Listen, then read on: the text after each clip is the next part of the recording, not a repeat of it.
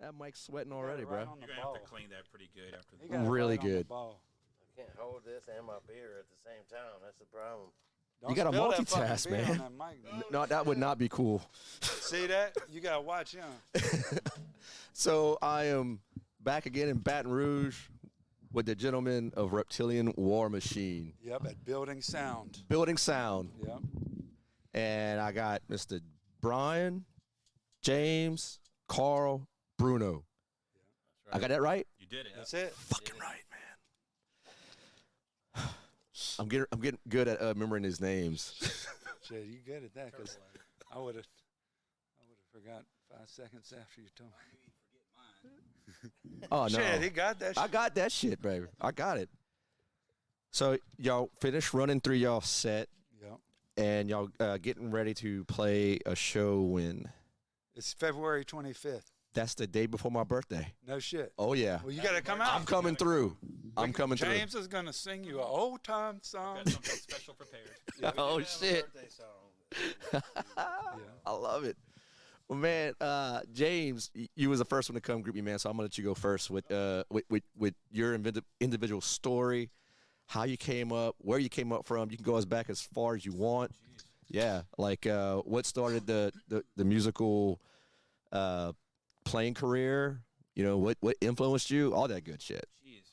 Well, I've always wanted to play drums, like since I could remember, and yeah, I've always just been music, just always been everything to me, and but I never really had much of an opportunity to play with anybody else until probably about once I got into high school. I grew up out in New Roads in Punkenpee Parish for the most part, and there wasn't that terribly many people out there like into the music that I was into. And so it really wasn't until probably like the later 90s, early 2000s, when I could drive, could make it across the river. And I met Brian pretty early on. And I joined Peckernut like back in the day. I played bass with them for a while. And I played drums with Ill Whiskey for a bit. They were kind of like a stoner doom type of stuff, and Sheep Grinder. I did vocals in that. That was my first time trying to do vocals, and also I was in Slime in the Current for a while, like around 2010. That was a band Ben Stout kind of started with. Brian was in. I've been in a lot of bands with Brian at this point. I think everyone has. But, yeah, She's been around the world. but yeah, I don't know, man. That's I try to stay involved as much as I can in various different projects and try to stay busy, whether I'm, drums, vocals, Vocals is what really drove you to start music? Not really, man. No? Again, like drums was kind of like my first love. Okay. And I feel most comfortable behind a drum set. Like I play at home constantly at people coming over that I play music with all the time. But no, I like vocals too. But again, that came way later, man. Like that I didn't even not until about 2003 or so with Sheep Grinder. Yeah, he just kind of And started demoing some songs that really he and this other guy Dustin were writing, and he got on. We were recording, and I'm like, holy shit, he got the voice. Yeah. For sure. And then after that, yeah, we was like, we need a vocalist. James, what's James, so what type of vocalist like really just drove it home for you? Like inspired you to like, dude, I want to yell like that, or I want to. For this particular project, like absolutely, like Chuck Schuldiner. Yeah. Despite being a monster fucking guitar player, I just always loved his phrasing, like the way he just kind of phrased, as if it was like spitting venom in people's eyes. It was just mean. And Attila Mayhem, I always loved his approach. Yeah, those two guys.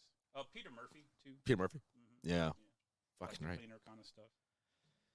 And so going back before that, when you started, before you got into like really extreme metal, what are some of the things you were kicking around like at home as a young guy? When I was,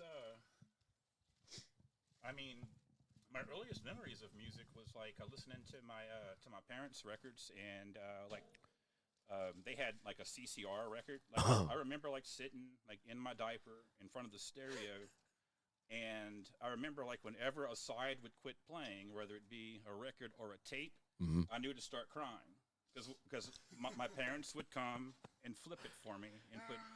And I remember the CCR record. They also had this mixtape, this cassette tape with a bunch of weird shit on it. Now, like it was, I remember the Chariots of Fire theme was on it, and that song "Get Down on It," "Get Down on It." I think that was like Cool in the Gang or something. Yeah, it was like a mixtape. And like that's some of my earliest memories of music. But again, I've just always, I accidentally, then I got into like. Into Michael Jackson, like in kindergarten. Yeah. Remember, like Thriller had just came out around then. I probably had a couple. I remember I had a folder for sure. I was in kindergarten, Just bought 2 of those from Amazon actually, because I love those throwback Trapper Keepers. But that kind of like led me like breakdancing and that type of music was kind of taken off then too. And that kind of led me to heavy metal in a strange way because like. Back in the day, like the DJs and the rappers, they would wear those the spikes, like leather gauntlets with the spikes and shit, right? Ice-T was one of them. I remember being, right, because I remember the breaking, exactly. Right, exactly. No, I was all in that shit. Hell yeah! And I remember being in TG&Y with my mom one day. You just aged yourself right there. They had a record. Like I was digging through their records, and there was this one record with like a fist with like the spikes, and it was holding a guitar neck. And I talked my mom into buying me the record, thinking it was like fucking like breakdancing music. Right. And she's like, I don't think this is what you think it is. I think this is like hard rock. I'm like, no, whatever. But she bought it for me, and I took it home. And it was this record called, it was a compilation. It was like a hard rock metal compilation called White Heat or some shit like that. The first song on it was Scorpions' Rock You Like a Hurricane. And there was Y&T, that band, a song called Runaway. Come On Feel the Noise was on it. Quite but right. The song that really fucked me up was Black Sabbath's Heaven and Hell was on it. And that was my first, like that's the first song I remember hearing by Black Sabbath was that tune, with Heaven and Hell on that record. Yeah, so it's and like. That was my first, and I was just like, oh, just that fucking groove, like, dum, dum, dum, dum. I was like, this is the coolest shit I've ever heard. Yep. It's like that was kind of my first. That was the gateway tracks. Right. Yeah, that was kind of. I never kind of looked back from there. Like as far as heavy music goes. Come on, feel the noise for me, man. Yeah, that was like, whoa, this is the direction I'm going. I can honestly say the same thing once I heard that. I mean, I tell the same story over and over again on the podcast, but like my mom had given me that Sesame Street record player when I was like a toddler, and remember that. And it was yellow and green. I remember that shit. Yeah. And I would flip over. I had like 45s from you name Michael Jackson, Men at Work, fucking Quiet Riot, White Snake, even. Man. Did you have any Beach Boys? I did not. No. My dad, he had all that. He bought them all up. He bought all of them. Yeah. A new generation. That's right. That's what I got a good record story after y'all are done. Well, let's go to you, Bruno. Big Brutus. Well, when I was a kid. This is Brutusaurus. Brutusaurus. When I was a kid, the like Headbangers Ball, even before Headbangers Ball, we found like. Okay, so I was in kindergarten, and my dad used to bring us to New Generation Records all the time. And my first thing was Bryan Adams, Cuts Like a Knife. Yes. Boy, I thought that was like some heavy shit, bro. That was hard back then, man. And I got that album, and I thought I was a shit. I even brought my record player outside to the backyard with an extension cord, and I played that shit on the speakers in my backyard while we just jumped around and played on the swing set and stuff. I was more of a, I'm going to run to you. Yeah, that was a good one. That was a good track, too. Yep. Then Billy Idol, I got Rebel Yell, man, and I was tripping on that shit. Mm-hmm. And then, so I was really wanting to play the drums, too. And the main thing was because my dad lived in an apartment, and the guys next door to us, they had a drum set. And so we went over there, and he just started playing drums, and my brother had a guitar. He bought this little Lotus Les Paul, and we listened to them jam out. And I saw that dude start beating on them drums. I was like, damn, that's what I want to do, right? So my brother traded him something for a Twisted Sister Stay Hungry vinyl, and I just fell in love with that. Yeah. And it's a Twisted Sister. Then I found Wasp. Oh yeah. Oh, And dude. Thing. So, What a jump. When he was young though. Look, when I was in kindergarten, one of my brother's friends, I saw at New Generation the Number of the Beast album. Mhm. And my dad said, no, you cannot get that. Yeah. And so then my brother was like, hey, my friend that lives down the street, he's got a Number of the Beast album he wants to sell. And so I gave the dude $12. I went and met him on That's the a lot corner. back then. Yeah. I met him on the corner of the block, and my kindergarten teacher even pulled up in her car and was like, what are you doing out here? Like, you shouldn't be sitting out here in the road. I was like, I'm waiting for a guy to come sell me a record. So he came and brought me Number It's of the Beast. not a drug deal. Pretty much is. He brought me Number of the Beast, and I took that thing home, man, and after that, it was like crazy, bro. I listened to that thing nonstop. Then I got into Wasp, and then the coolest thing was that I went to New Generation. Actually, we didn't. It wasn't New Generation. We went out of town, like to Texas somewhere, because that's where my family lived. And we found this record store that had all these badass like metal albums. We had already got into Shout at the Devil. Oh, yeah. And Metal Health and all that stuff. And so I was finding stuff, and I was already into Wasp big time. That first album, dude, I wore that record out. And I found Animal Fuck Like a Beast. So let's recap.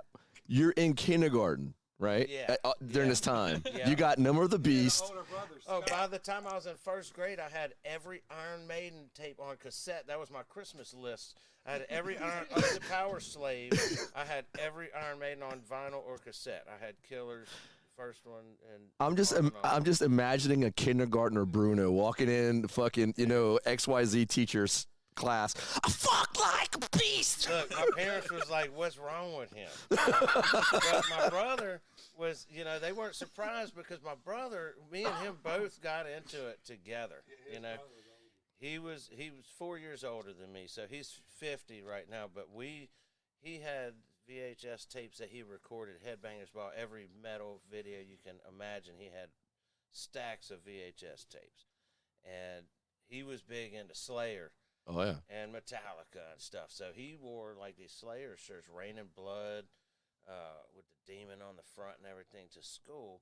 And so the like guidance counselor called him into the office and was like, because he was always Can't be doing that shit. Our parents got divorced, and he kind of took it hard, so he was all really rebellious, Right. And so they always kind of looked at me and was like, yo, you're Scott Munzler's little brother, you're going to be bad too, kind of thing. But we held it down, man, and got into everything there was from the early 80s to way later. Yeah, But man. so the Animal Fuck Like a Beast, I found that album, and you seen the album cover? Oh, yeah.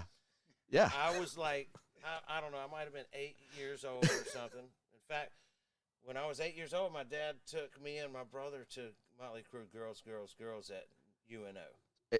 It was just like, so, dude, you were like, you had no choice but to be heterosexual.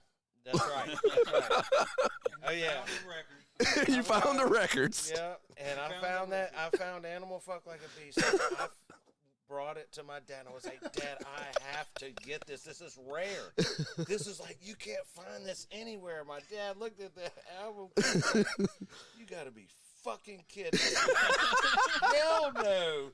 We are not getting you this shit. And I was so mad about it. I might have even cried. Yeah. But, Cried like a beast. Anyway, I guess when I was like 13, I decided I wanted a bass because we started listening to this KLSU Steel Circus show. Yeah. That was the shit around here. Like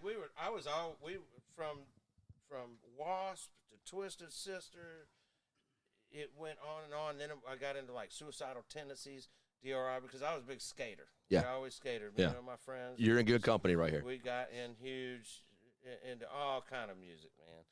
And then I guess the real turning point, man, was my brother brought home a Deicide album, the first Deicide album, and we listened to that shit, and it was like, oh my God, this was like, what the fuck? You know? We rode our bikes around the neighborhood, lunatics of God creation. We went crazy over that shit, and then we found Slowly We Rock.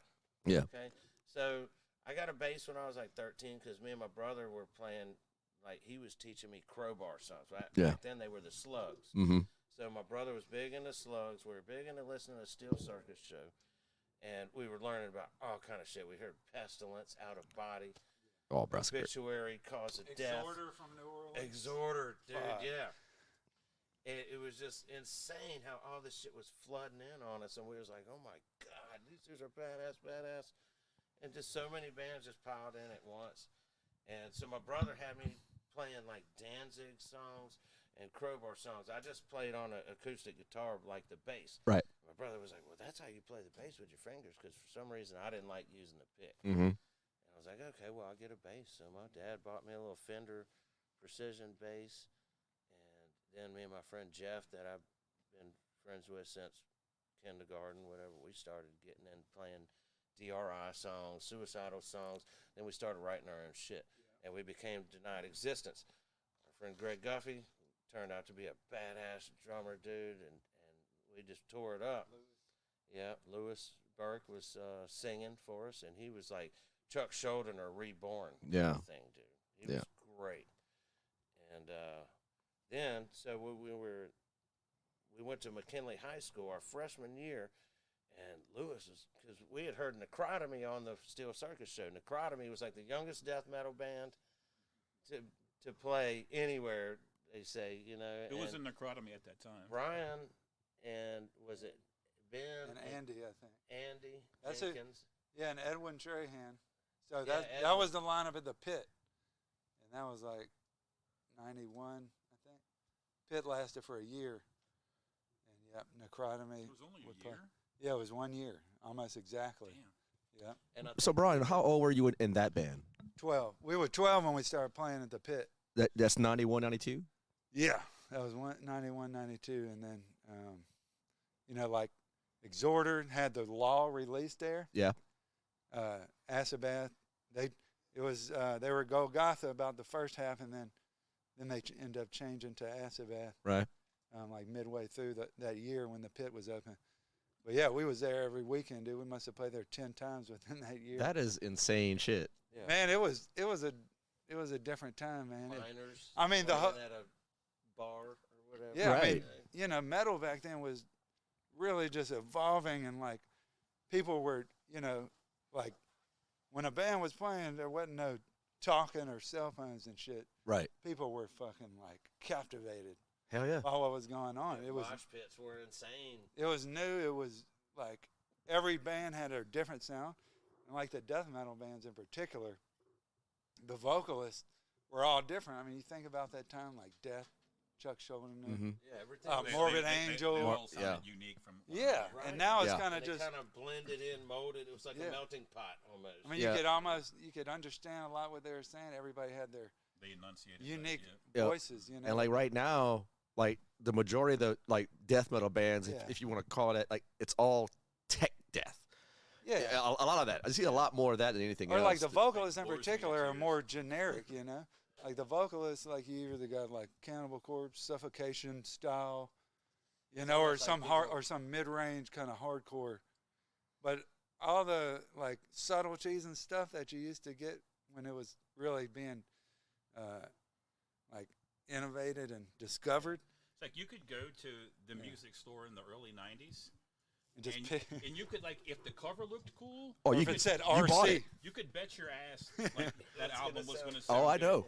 Yeah. or if it said I came RC. across Gore Nuts that way. I Oh, came yeah. across Cancer that way. I was Oh, like, yeah. like just the Lot cover. of If the cover bands. looked good, you could bet your ass, man. That, Oh, yeah.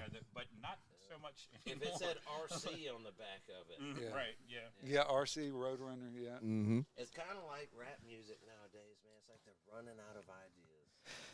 Well, yeah, it's also like there's, you know, it's a lot easier to record your own stuff, and it's it's like more popular and more accepted. Anybody can do it. And Yeah. so you got fucking a million Yeah, bands the market's now. flooded. So yeah, Way I flooded. think, Like back in the day, if you was playing in a death metal band, people was like, Whoa, Yeah. I don't want that some shit. fucking outcast. Like, Yeah, you had to That's be how- dedicated. look to at the you shit. really weird. Now it's like, yeah, Yeah, it's like you know, you get it's normal. they'll be Like, playing Yeah. at Walmart. at the Yeah. fire station. But yeah, there's still bands out there that have the passion, and you can tell, man. You can tell. Yep. So whenever, like, it was like 90, it was probably like 91 that Necrotomy, I think Chad Kelly recorded these dudes, these young Chad bought us a 4-track. Chad Blasting some badass shit Chad paid for the Tascam 4-track. on a cassette 4-track. And Ben recorded this recorded demo. it. Yeah. Human Downfall, I guess. Or no, it was We before- recorded before that, it but was Human the one with Downfall the, was the red tape before Human Downfall. no, that was after Human. The 3-song tape that No, you was no, on. I'm talking about the one before Human Downfall. Oh yeah, that was that was on that was probably KLSU. morbid. That was morbid. They played that on Yeah. KLSU, and me and my brother and Lewis also were like, man, listen to these dudes. These are like, this is a Baton Rouge death metal band. Yeah. Right. It's unheard of, you know. We Yeah, were Jim Fairchild was the like, man, DJ. they're badass. And so we just kind of like looked up to Necrotomy. We never knew him or anything. But Yeah. then when we went to McKinley High School, Lewis was like, dude, them guys from Necrotomy go here, right? Yeah. And we saw Brian like the first day. Lewis We was all. like, that's the drummer for Necrotomy. So he was like a celebrity to us. We were like, dude. So we ended up starting talking. Yeah, we So all I'm like, met oh, you're on into that death first metal? day, Yeah, yeah. I'm into death metal. We started talking and shit. It was all over. Yeah. I mean, we started skipping school, smoking weed. Drinking malt liquor, and then we wrote the baddest. No. Yeah, we did, bro. Brian had he was like a legacy because his dad played in bands in a Yeah. that's little building in their in our backyard back. Right here on this next street. Really? Yeah. on Wiley. Wiley Drive. Yeah. And then Oh. so Brian inherited that band room. It was like a shed, like Bro, 5 by like, 7. We went over there. We stayed over there and just did whatever the fuck we wanted, pretty much. Well, we wrote a bunch of music. That's for damn sure. Damn, But man. yeah. A lot of fun. That's Really. fucking inspiring. And we were kids, man. Yeah. Freshmen in high school. Hell yeah. Before cell phones and Facebook. Let's get Carl in the mix, Yeah, man. Carl. Let's Yeah, swing say that something, that Carl. mic. Here, man. Oh, there you Working go. on strictly guitar player. Straight guitar player Yeah. from the get go.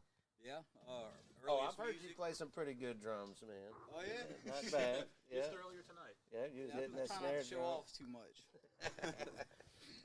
Earliest music, probably Beach Boys. You know, when I was probably 2 or 3 Really? years old. I thought You know. were joking. No. Old Fisher Price record player. You know, but it just I'm gonna keep it short and sweet, man. First guitar. Nah, man, we got all the time. Yeah, take it. Take time. We wanna CC hear it. DeVille. Reason I picked up a guitar. Yeah. No shit. Yeah. You know. Oh yeah, man, look what the cat dragged in was big time for us too. Oh yeah, as soon as those videos hit MTV Yeah. back in the early '80s, that was it. I was like, I'm getting a guitar. I didn't learn to play one for years, but had to have one. So Because it just looked cool. yeah, it had to be a BC Rich too. Oh, by the absolutely. way. Didn't get that for a little while, but eventually, yeah, that's pretty much it, man. Just started getting into metal and stuff after the high school. Well, around the high school times, Mhm. Right out of high school, hooked up with some friends, and we had a band, Warpipe, in the probably later '90s, early 2000s. It lasted a few years, I think had a practice room in the same spot. yeah, That's yeah, how we sure did. kind of met. Yeah. Yeah, we all have known each other for years, man. We go back, way back, but Late 90s, 97 or something. but I Practice rooms were Yeah.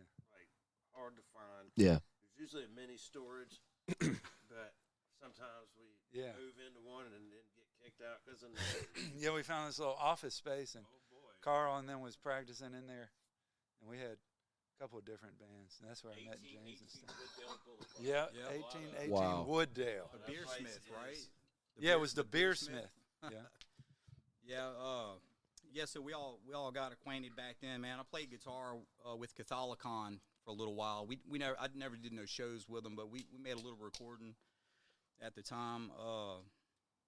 So Was that a Christian band? Catholicon? Yeah. Yeah. Matter of fact. Yeah. Chad Kelly. Yes, it was. Absolutely. Yeah. Absolutely.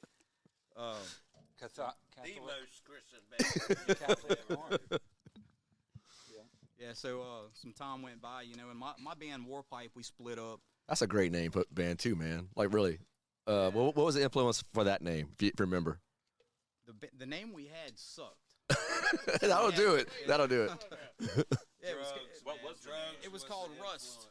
Yeah, we didn't like the name, so and what had happened, we got a new vocalist, and when we got the new vocalist, you know, we started trying to write a little heavier, and we figured let's change the name too while we're at it. Yeah.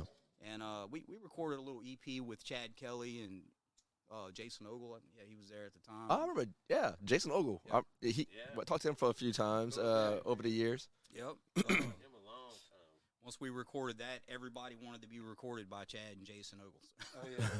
So that triggered a little bit of business for them. Underworld Records. Yep. Yeah, Underworld. Yeah. Chad Kelly kind of took us under his wing, man. Chad Kelly is the motherfucking man, and He is awesome. he's got he builds microphones, and he's got United. Oh yeah, that's the mic you have over here, right? Yeah, and Signal Art. Yeah. The more high end shit. Yeah, But man, he's just a genius, and he's incredible. he really is. Man. He worked for Incredible Personas for recorder. Yeah. years, built them up, Yep. and then went to Warm Mhm. Audio, which was in Texas. He moved right outside of Austin for a while, built them up, and then decided to come back home and start his own stuff so he could, you know, get the pay he He was worked for himself. deserving now. stuff. But Chad's always been a huge supporter of That dude- just the metal scene. yeah, big time. And He actually had a fanzine himself, didn't he? yeah, him and Ben, What was it called? Underworld. I think it was Underworld yeah, Fanzine. it was. Okay, so in the early '90s, yeah, Chad Kelly and Ben Stout. That's before you had cell phones and Yeah. internet. So you had to call on your landline. They interviewed Pungent Stench. They interviewed Cynic. He talked to Paul Paul Masvidal, Masvidal. Ben yeah. talked to Paul Masvidal on the phone. Yeah, did they talk to That's a Chuck trip. or somebody? No, he didn't. I didn't know that. There was some others. Yeah, That's awesome. dude. They Never knew that. yeah. Yeah, they were into It was like, dude. you know- that's what you didn't have too much responsibility, so you just Typewriter. Go home and You had to get type in that the shit up on the shit and type- start Typewriter, sit it out. Ben's mom Yeah, had like they an did office. and made Xerox Yeah. copies and Oh, yeah. stapled them together and passed them out to people. Man, that is one medium that actually influenced this. Tell you the truth, because like I didn't want to, I'm too cheap to type everything and like print everything out and make it look Nobody's cool. gonna look at that anyway. They're gonna listen to it online, Yeah. Well, now, yeah. But and back that's in- the dedication, man. That's what is so important about this stuff. is Oh yeah. somebody that really wants this, wants to do this and wants to I've put always it out there. I've always been like inspired by like bands like yourselves, and wish I could play music like fucking heavy and fast and play melodic. guitar, you play guitar, right? I do play guitar. I'm about 4 years in now, Cool. and I got me some new monitors, and like now I'm like ready to like start recording some Writing some stuff. stuff? Practice, yeah. Yeah. So what So- kind of stuff did you really start learning to begin with? Well, I told my teacher, I spent a good anywhere, it was like a year with an instructor, like getting the basics down, getting some basic scale patterns, and I told him, I said, dude, look, I just want to learn how to play death metal. Like pretty much that's what happens. There was this guy Yes. Paul Darren that was an amazing guitar drums teacher here in town for a long time. That's where my brother learned from. That's why so many people we know went to this dude because he posted up signs all over Baton Rouge. Mhm. Just a white sign with red letters, guitar Guitar lessons. lessons. This is phone number. Drum lessons. This is phone number. Piano lessons. This Same guy phone was number. all around. He was Damn. Paul Darren. He's a legend here, man. But yeah, the best way for death metal, man, is to do it by ear. Like, get your favorite Yeah. records, start figuring it out. And that's what he did. He was It like, might take "What a long song time, but do you want to learn?" Once you get over that hump, man, Mm-hmm. you'll be able to do anything. Keep Oh, yeah. challenging yourself, Yeah. Keep it so basic. Just try to be And- as progressive as you can. Yeah. I got to say, we got to thank Carl, because whenever we were writing these songs, some of these songs I've been having for like 2014, I think, Wow. and we had a guitar. Had trouble getting a guitarist because we wanted to play the shit live because it's really got that aggression and conviction to it. And we had one guy for a while that moved up north, and we just couldn't find any because it's different material. It's not that it's crazy complicated. It's just got a different influence. His own style. Yeah, It's not your average yeah. death metal. No, you gave me this CD. Yeah, when the I first Merciless Addiction, when I first met you, and he's like, man, we just got these, and I listened to that shit. Like that's like the only CD in my truck. Like awesome. like, I'm not even fucking with y'all, man. Like That's what I'm talking about. because Only it's one in my truck, it's too. fucking death metal. It's even listen to it. it's it's death metal. You can hear the black metal elements and the Punk. drumming and the tremolo picking. It's yeah, fucking it's kind of got the aggression of like some old punk bands, you know. right. That really, when you see it live, it's got that feeling, you know, gets you into it. But it's faster. There's more like black metal, yeah, like you said, like, and then the vocals are kind of split, and then he's even got some singing clean vocals. But yeah, so Carl came like, I guess when was that? We played like a couple of shows Right. where we just played like 3 or 4 songs, and I guess around 2018 or something. Oh, I had to learn like what 3 or 4 2 Yeah, weeks just- later doing a show Yeah. or something Yeah, like that's that. right. So he kind of came and allowed us to be able to play the shit live, and then, you know, ever since then, like we recorded this record over the pandemic, Merciless Addiction, and we got Last Lemert in Germany in LSD Studios to mix and master it, because we wanted to, you know, actually be professional about the end result. Now, for those out who don't amazing. know about Lassie, Yeah. who has he mastered, or who do he? Man, he does a bunch of European bands. I mean, some of the bigger stuff he's done is Ailstorm. I know they have a bunch of, you know, high quality videos. They're kind of like a comical metal bands. Well, not comical. They're- Well, yeah, like it is. It's talking about getting fucked up. Yeah, pirate. Yeah, but yeah, I mean, he's awesome, man. Like the quality of the production is, and he does a real organic sound to it. Like when I came to him, I was like, you know, we want to keep you know, we don't want to do all this replacement that a lot of recordings have nowadays. Like it's kind of like this template where they'll just replace all the drums. You know, the guitars are all reamped. I was like, I want to keep, you know, make it more as organic as possible. Right. You know, without having to lose some of the bunch of the dynamics and shit. And he really did, man. It's simple, but it's just really is a quality recording. Yeah, The end it really result. is. Yeah. It sounds like it's.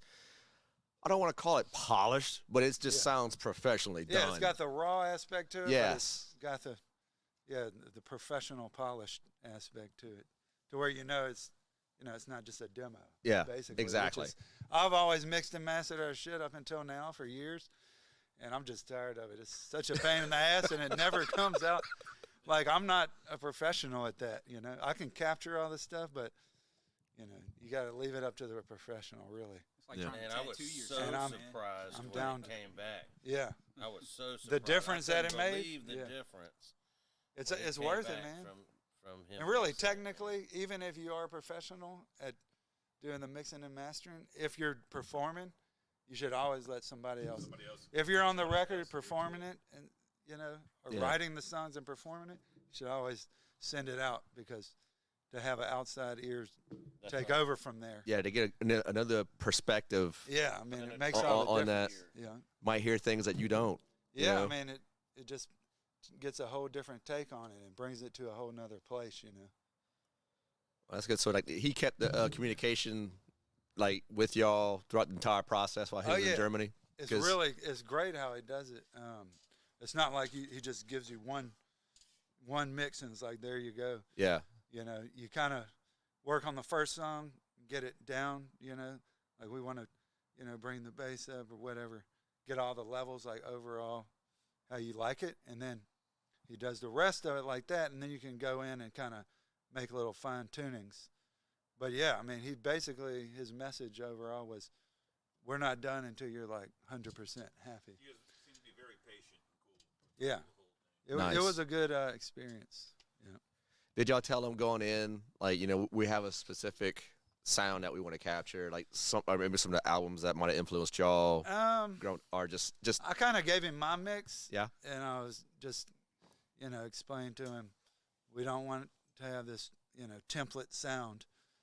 And by the way, he's designed a plug-in for guitar, like amp and cab Yeah. simulation. Yeah. So he's like professional at that off the bat. So we only had 2 guitar tracks on each song, other than like a couple solos here and there. And he just took that and he pretty much took our sound and tweaked it somewhat. Like he changed the cabinet sound some, but it just came out like incredible. It's blended everything. It just together it sounds natural. Like it sounds like some people playing instruments instead of like some computer process Not shit. too Yeah. polished. Yeah. But yeah, Like some Definitely- humans are playing it. yeah, Yeah. There wasn't a whole lot of copy and pasting tracks and Yeah. all that shit. yeah. Just all the stuff that's capable now with the computer engineering. Try to just use it for the basics, and it came out. We're satisfied with. So the majority of the songs were, like you say, were written since 2014. Yeah, so I think so there's 2 new songs. Desecration spell. Yeah. The last song on the record. Yeah, that's one I kind of improvised. And then the first song, Yeah. Right. the first song was kind of a piece of an older song that I took and just changed. But yeah, the other songs, I think it's 8 total. Is that right, or is it 7? I think it was 8. Yeah. No idea. Anyway, most of them You are. don't even know, bro. Most of them Y'all are. messing with me about this Most of stuff. them have been written for a good while now. After we recorded them, when I was doing some of the guitar, Carl did, most of the guitar tracks, but some of it I had written some parts, so I did some guitar as well. But yeah, when we got in there, we kind of tweaked it and amped it up, made it fine-tuned stuff. But yeah, like the majority of the music on there we've had for a little while. I just want to go, for the anyone who's listening on this episode, if you haven't caught the Reptilian War Machine album, Merciless Addiction, you go to Bandcamp. I think it's on Spotify as well. It's on Bandcamp. It's on Spotify. It's on Apple Music. And we printed like a few like promo copy CDs. We still got a few of those left. We planning on doing some vinyls. It's very costly. So Yeah.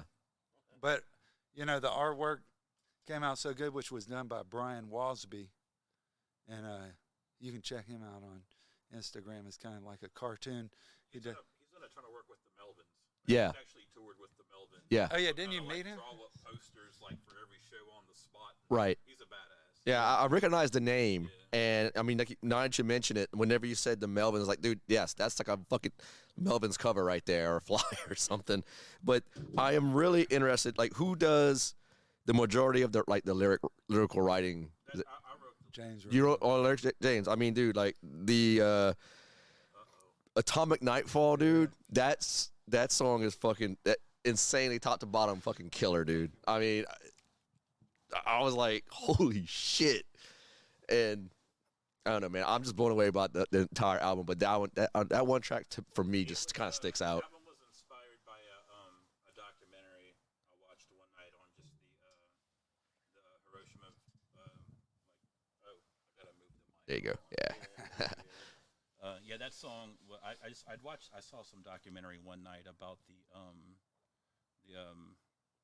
the bomb drop on Hiroshima. Yeah. And just like the immediate aftermath of Mhm. it, and I can't remember the name of the documentary, but it was awesome. It was partially animated, and but they just went into horrific detail on just like how basically like ash completely covered the whole fucking sky, and like Yeah. so it was the morning when it happened, but all of us like it looked like fucking nighttime all of a sudden. Right. And just the documentary was interviewing survivors, just talking about them just walking through and just what they saw and was witnessing, like people, like nobody pretty much had eyes in their faces, and it was just like the most horrific shit you could ever imagine. Yeah. Yeah. And yeah, that's what that particular tune is about. Fucking right. So you basically like whatever your general interests are as far as like what you're watching, what you're reading. I mean that kind of comes out It does on the lyrical content. Right. It does. Yeah. There's like some of it's personal stuff, and but some of it's just like stuff like that. Yeah. That's awesome, man. I really dig the songwriting. Man, Carl, the guitar playing on there is just. And I saw Brian's listed as like everything on the album: drummer, bass player, guitar player. Yeah, basically, when I joined the band, they sent me a demo. Uh-huh. I was totally into it, with no doubt. So basically, Brian showed me everything. He writes most all the guitar stuff. Yeah. Might have a couple doohickeys here and there, but yeah, man. Yeah, it's definitely different than anything I'm used to. Right on. So how many shows y'all played together so far? Just two. Two? Yeah, and it was really just like a few songs. We used to do this Christmas thing. Our friend Neff used to have this Deadmas, which was like every Christmas time. Mm-hmm. We do so with building sound right now. The bands that are active are Wolf System and Reptilian War Machine. And so we would do like Wolf System would play, and then Reptilian would play, but we'd only do like 4 songs, I think, so far. So the last time we did that was 2019. So Yeah, COVID. Yeah. yeah, Fuck. it's been a few years. So this upcoming show, we're planning on doing every song on the record. Shit, yes. Yep. I'm looking forward to that. Man, yeah, definitely. We're pumped up about it, and it's at the Mid-City Ballroom, by the way. Yep. And we got one booked in March at 524 in Baton Rouge. I think it's March 25th. It's a Saturday. Yeah. It's going to be Wolf System and Reptilian, and then we're still going to get a band that's going to take the main spot. Okay. So we don't know who that's going to be yet, but Maybe. Yep. Well, Carl, we pulling some double duty for y'all got Vatic decryption yeah, involved. Carl's got Vatic decryption. Got to mention that. That shit is killer. They gotta get y'all on the podcast soon too, man. Yeah. Shit, yeah. I mean, ask how many different bands that we've all been in, dude. It's freaking insane. It's too damn many. It's too damn many. Bruno played bass with Tina Turner. That was I did some stuff with Sting for a while. Did you really? Did you get in that whole? He washed him. He was his cleanser in the shower. Buena Vista Social Club. Yeah, right. You got into that what is it, Tantra meditation with him? Yeah. Yeah. Yeah. That's hot. Yeah, man, Brian's done so much, dude. Like, Wolf System is a band that's been around for 20 years. Yeah. And It's kind of like almost an album per year that he writes, records. We come in and help him Bruno out a plays little bass bit, on it. you know, play Yeah. bass, drums, whatever. But it's like his brain just keeps going. It's kind of like a good friend of ours who builds cars, man. Yeah. Once a year, he's Bruno cranking out some probably crazy is badass most car. familiar with his style than anybody else. I Oh, think it's insane, man. y'all probably kind of done more stuff It's together. changed me for sure, man. The style that I think also Ben Stout is credited to this, man, because it is such a different, unique sound where so many bands I know that are good friends of mine and they're good musicians and they get up there and it's like you know, like these guys, since we were in middle school, were coming up with shit that was like, okay, back then Death and Obituary and Napalm Death were just killing it, bro. Yeah. And they were doing something that was not similar. It was death metal, but it was just like they kind of took It was all same, the same, but aspects different. of that and just kind of mixed it all up. You know, I compared Necrotomy to Cynic for sure. yeah, definitely and big Death. influence. Sean Reiner, Cynic and Death. I gotta say, Obituary, man. that's they- probably Rest in my peace. biggest influence on drums. Absolutely. I got a man. couple records out here. Oh, This fucking record right here, that's the shit. Death Yeah. Human. Death Human. That's the This shit right changed there. fucking metal drumming It right here. really did. Hell yeah. This shit, when this shit came out, I think it was 91. Dude, it was all fucking, everything was different. And then You know, I mean, you look at the next record. What was it? Gene Hoglan was on the next one. On individual thought patterns. Yeah, I mean, the drums were pretty much like copying the same style. You know. Right. That shows you right there, dude. From that point, and then all these drummers start getting this jazz influence, Yep. with the splash cymbals and ride cymbals and hi-hat tricks going on. and Sean shit. was fucking revolutionary, man. He really He changed. He changed the game. He changed the Really fucking did, game. man. That dude was a fucking Cynic Focus. Like, yeah. it's changed our lives. With Cynic, the man. demo before Focus, the 3-song demo, that was really the life changer there. Yeah. I mean, It was. it's hard to even put it in words, but him and Paul Masvidal, and then Tony Choi was on the demo playing bass, and then Sean Malone came in. I mean, All it was of them like were just fucking everything out of this we loved in metal, fucking man. on another Death level. And Carcass. Yeah, It Carcass. was like all wrapped up into one, and they were just blowing it out of the park. That's what Necrotomy was doing. Insane. No, that's What? what the Cynic was. Oh, Yeah. Cynic. Oh, yeah, Cynic. Yeah. Yeah. Yeah, and we And Necrotomy fucking did such a damn good job of yeah. kind of creating that. We like unique this- style the of clean progressive, parts, but yeah. heavy and dark. How sounding Cynic had those shit. clean parts, you know, with the soft sounding guitars, and Yeah. we kind of took that, and then, you know, a little while down the road, my dad was a huge King Crimson fan, and he gave me this old video of King Crimson playing in the early '80s. King Crimson had like a bunch of different phases, but in the '80s they had Tony Levin playing the Chapman stick, That's yours? You and brought that like for me. Bill Bruford was on drums, Adrian Ballou and Robert Fripp playing guitar. But that was like a precursor to Cynic. When you listen to that shit, Yeah. it's like, oh shit, it- this is where Cynic was. I mean, some of their songs are just the sound of the, you know, different progressions and the transitions is just It's just so how, simple. how they get new age metal to mesh with jazz and Yeah. fusion, all that The shit. shit It's- was awesome. They dude. were the epitome of progressive, like yeah, but really it was heavy still death metal. it was still faster than anything Right. out there Yeah, too. You know, it's right. like so you had a lot of people didn't like this shit, you know, because of the 'Cause the prettier vocals sound on and stuff. Focus, that's what most people didn't like. Yeah, was but And going back to That's Human, though, like Yeah. whenever you mentioned the picking and together as one, I was like, what fuck. just Yeah, happened? and then tight with the Exactly. the drums, man. That shit was. I go on about that album, real- man. I kn- Just dude, on and it was a game changer. Fucking really right. was, dude. Yeah. Changed everything. It was like, you know, like Bruno was talking about Deicide, and you had At Death's Door, which is that compilation that had Yep, all we the watched bands. that too, man. And switching And gears, Brian, hate to cut you off like that, Yeah. but what? Because I know you're a huge fan of black metal yourself. Yeah. What got you to, liking that area of music? Well, this is one album right here. So, I mean, I know black metal was coming out in the 80s and early 90s, but this drummer right here. So I'm primarily a drummer. I mean, I write Yeah. music and I play guitar and stuff, and but drums was my primary. So, Frost Frost. from Satyricon. Yeah. This album here, Rebel Extravaganza, was their peak album, and the drum. To me, it's not even. Hasn't been taught. It's black metal, but to me, this is like stands alone in its own genre, you know. Uh-huh.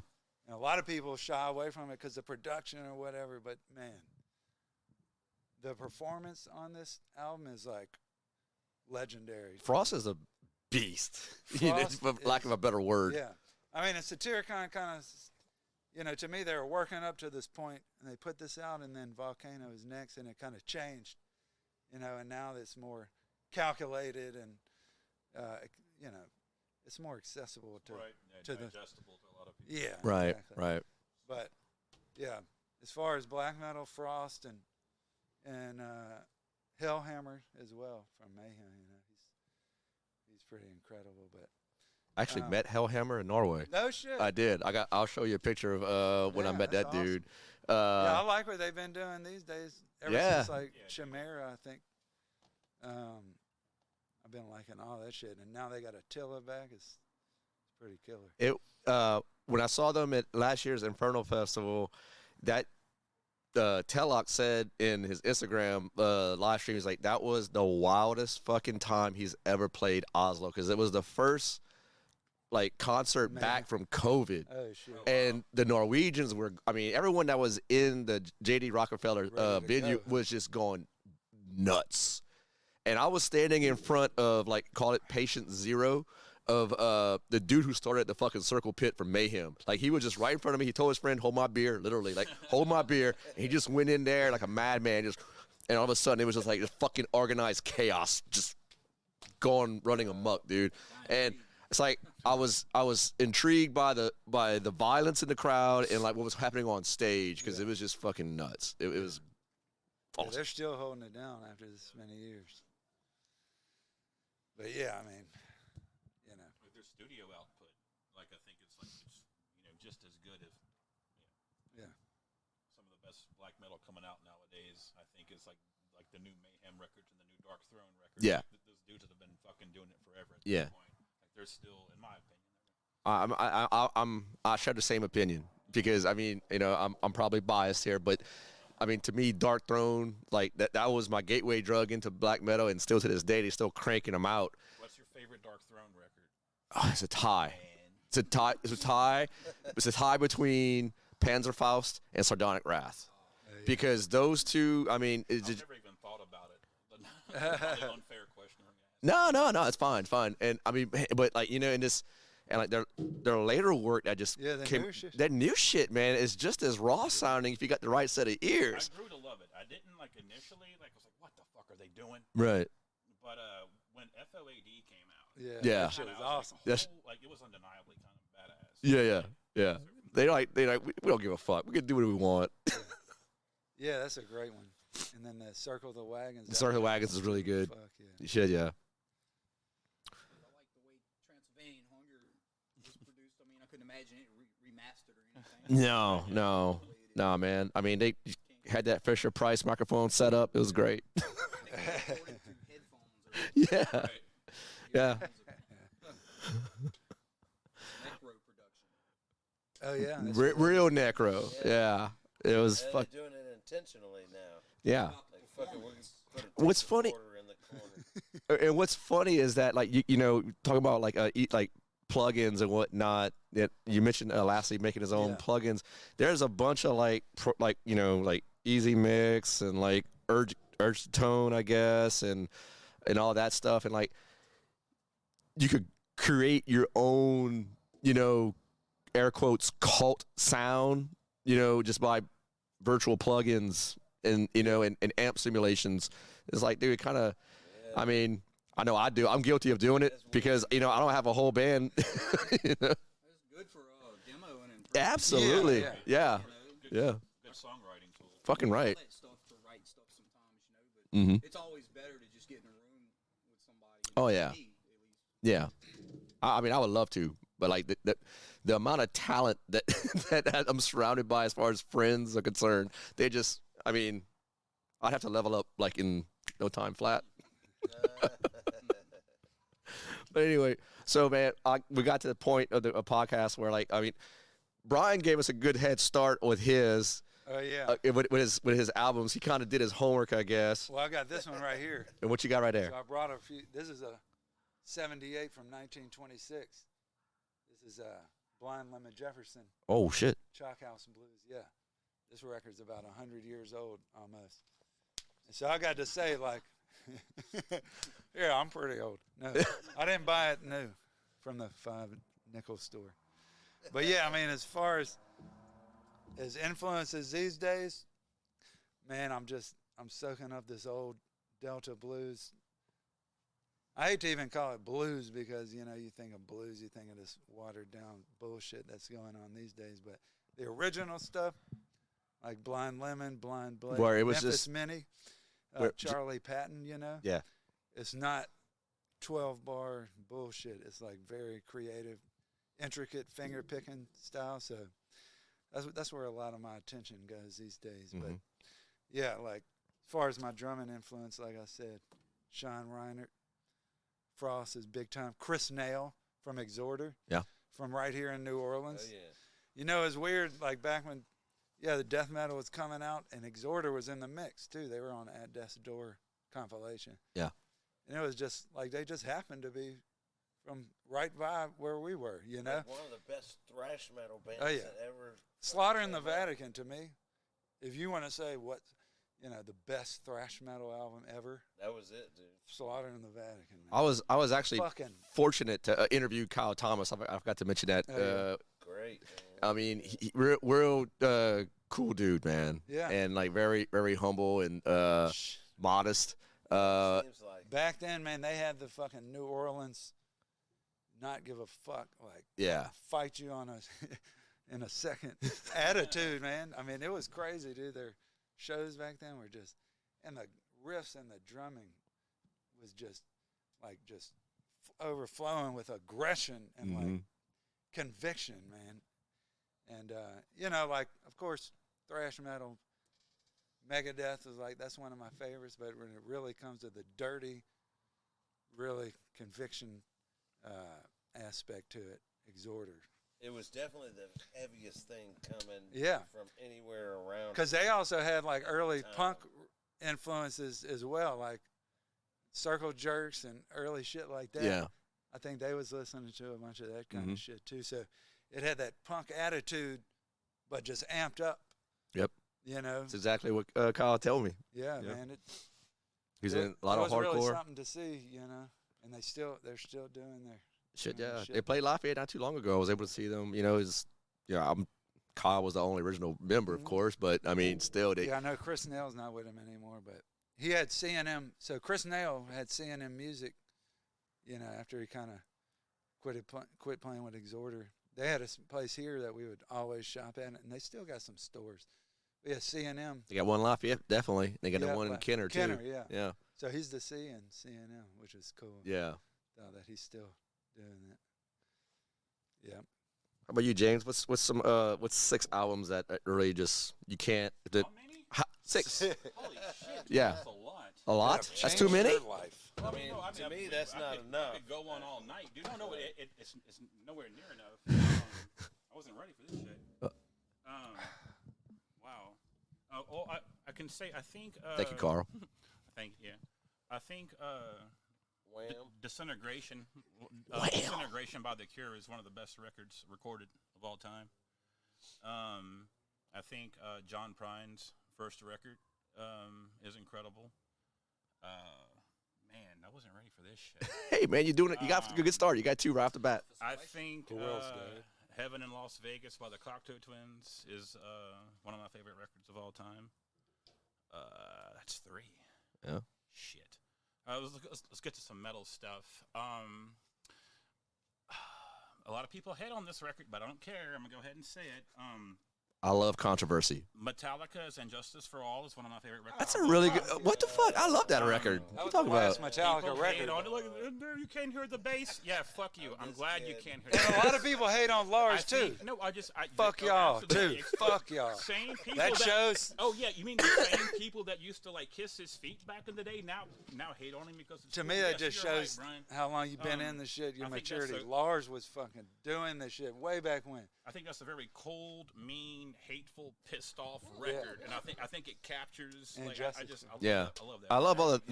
the themes of that record. You know, a lot of like Yeah, like war and the lyrics fucking are great too. yeah. Let's see. Oh, yeah, that was a big record. Yeah, I don't know, man. That's too many. Do I mean, four for now. there's a lot of. Do 4 for now. What about yeah. black metal? It's a loaded About black question. metal? Yeah. Man, Dark Throne is just. Well, I mentioned FOAD earlier, like that. Hey, man. And that came later, Yeah. honestly, but that's gonna go down as one of my favorites There you go. for sure. That's 5. Oh, you keeping count? I am, man. You got to do it. Damn it. You got to do it. You got to do it, boy. Come on, boy. You got this. Okay, I'm gonna cheat. I'm gonna name another. This is cheating though. Head on the Door by The Cure is also another one of my Hey, that's good. My dad is I like- cured. favorite records. My dad's cured.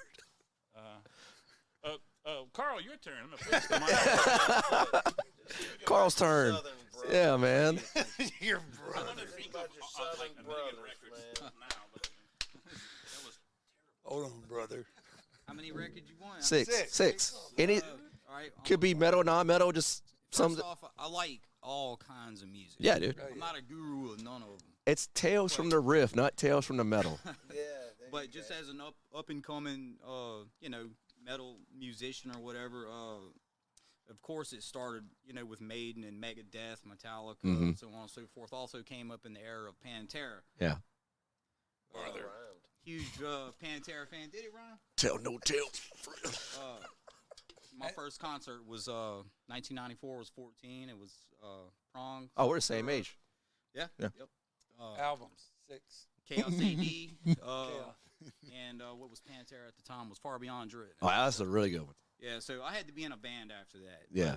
But, some of those records for sure. All your early Megadeth stuff, man. Sepultura, of course. And like death metal and stuff started trickling in during those times, and then eventually I was introduced to. I'd been into Deicide, Cannibal Corpse, and whatnot, and Suffocation, everything. It just went on from there. So. Fear Factory? Oh, yeah, Fear Factory. Yeah, I'm a huge Fear Factory fan. I wouldn't have guessed.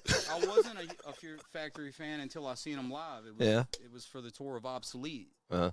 And I was sold after that. Now, Demanufacture, Obsolete, I was a little, the later stuff, it lost me a little bit. I had some songs I liked, but some of the newer stuff they did with Burt Bell started getting back on track for me. So, but we're still waiting to see who that new Fear Factory vocalist is going to be. So, I heard a rumor it was supposed to be the dude from CKY. I heard a rumor. Heard a lot of rumors. Yeah, I know, but I think I was like, that's interesting. I mean, I'm open-minded, Right. If it sounds good, if they pull off what Burt Bell was doing, and, or if it's better, yeah. So yeah. Camp Kill Yourself. They friends with Terrible. Can't kill yourself. That is so mean. Why would you want to go to that camp? It should be called Camp Kill Your Mom. So what? Where we at on these records? I didn't list any records myself. So Bruno, go ahead, man. I just listed a bunch of stuff. All right, shit. Let's see. 6. How Will I Laugh Tomorrow? Yeah, dude. That album, and then Suicidal. then I got into Join the Army and SOD, man. Oh, yeah. Because of Headbangers Ball, da da da da da da da da. We listened to that so many times, bro. And then we got that album. We had it on vinyl actually, and that was cool as shit, dude. We used to listen to that album over and over, man. The Milano Mosh. Speak English or Die. That was the shit. That was kind of a breakthrough into like thrash metal for us, Oh shit, let's see. You have to come up with something. Scream Bloody Gore Oh, changed yeah. my world. Yeah. And then Spiritual Healing changed my world. 3. And then Human changed my A world. lot of death. And then Effigy of the Forgotten really changed shit, because when I first bought that, I didn't know nothing about Suffocation. I had actually seen Brian had the shirt on, and I just saw it at the Blockbuster Music. They sold cassette tapes, and I was like, "Ooh, Suffocation! That's a badass looking." The logo looked Got fucking the sick. RC on Yeah, that so I bitch. bought that shit and I brought it home, and it was like, dun dun dun dun. And I was like, God damn!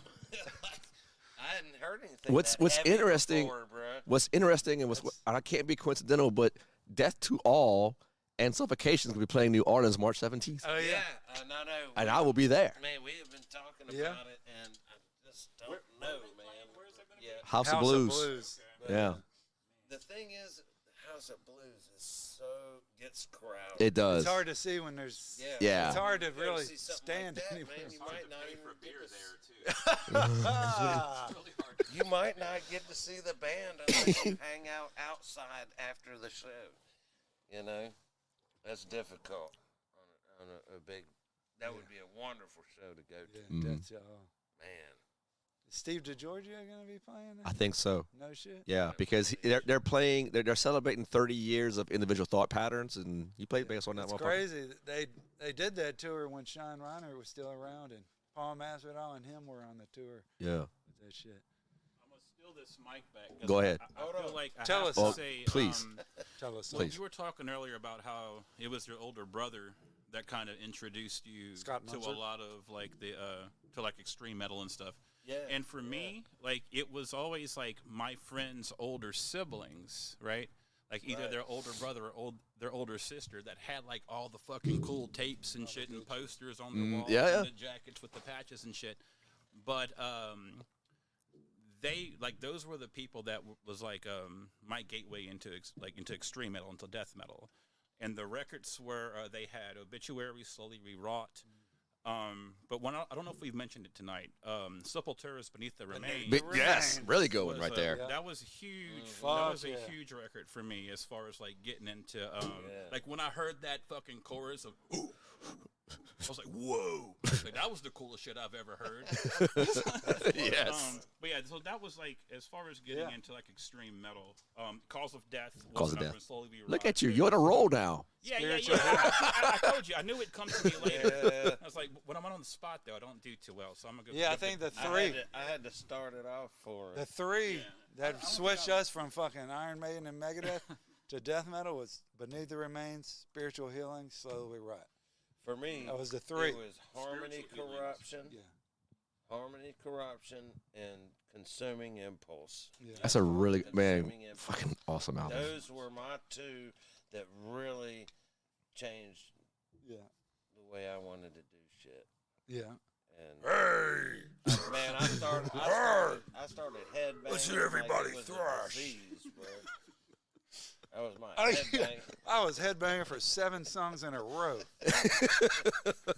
And Napalm Death, that's Fuck another one. yeah. Like, talk Dude. about Oh, all yeah. They are Dude. still out there fucking killing it. That shit's They are. On the road, Yep. constantly releasing good fucking records. Yeah, they must have Album 30. Like right? some of album, the dude. OGs, man, still out there just fucking killing it. Killing it. From Harmony, Corruption to Fear, Emptiness, Despair. The Code is Red. That was good too. Dude, They had they that just Jello kept Biafra going, on man. that one It was song. That shit. crazy. Well, shit, man. I just want to thank again, Brian, for letting me come over here and hang out with the guys. Thank you, man, for coming all the way out here. Been Shit, great. yeah, it's just down the road, man. Shit. Y'all playing Mid City Ballroom again, February 25th, Yep. day before my birthday. It's gonna be kick ass. Let's do it. This is gonna be up and running before that show, and whoever's listening, y'all want to catch these guys? They fucking kick ass. If you're a fan of fucking death metal, everything we talked about, fucking just everything with a fucking attitude, black metal, thrash. It's one great melting pot in one band. You're gonna love it. It's Reptilian War Machine. Thank Yeah. you, Brian. Thank you, James. Thank you, Carl and Bruno. Thank you, man. And I'm out this motherfucker. Over